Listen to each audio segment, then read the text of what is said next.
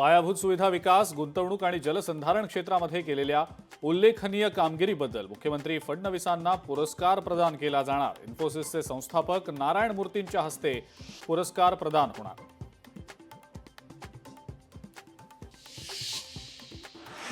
महाराष्ट्र भूषण पुरस्कार 2024 लवकरच जाहीर करणार। विधिमंडळाच्या बैठकीत मुख्यमंत्री फडणवीसांची माहिती।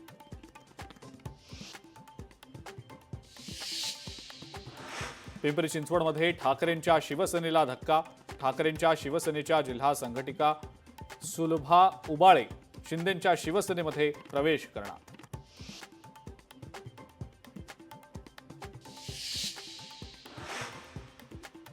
नाशकात शासकीय कार्यालयात मराठी बोला मोहीम। राज्यभरातल्या शासकीय कार्यालयांमध्ये मराठी भाषा अनिवार्य, मुख्यमंत्र्यांचे आदेश।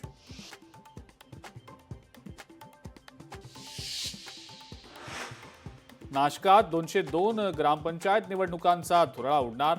ग्रामपंचायतींमध्ये सार्वत्रिक निवडणुका घेण्यासाठी हालचाली सुरू।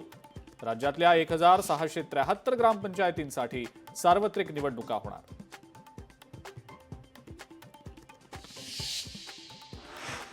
साताऱ्यातल्या कोयना धरणग्रस्तांचं पुनर्वसन रखडल्यानं नागरिकांचं आत्मक्लेश आंदोलन। कोयना धरणग्रस्त संग्राम संघटनेच्या वतीनं आंदोलन। सरकारचं लक्ष वेधण्यासाठी शेकडो धरणग्रस्त एकवटले।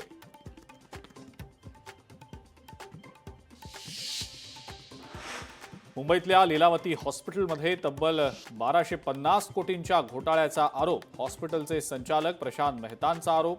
माजी विश्वस्तांनी पुरवठादार कंपन्यांना हाताशी धरून घोटाळा केल्याचा आरोप।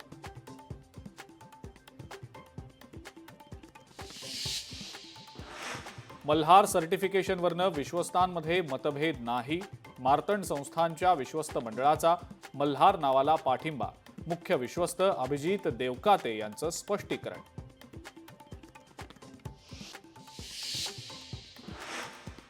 अमरावतीमध्ये नाफेडच्या 21 केंद्रांपैकी 5 केंद्रांवर तूर खरेदी सुरू। त्यामुळे खासगी बाजारात शेतकऱ्यांचं प्रति क्विंटल 400 ते 500 रुपयांचं नुकसान।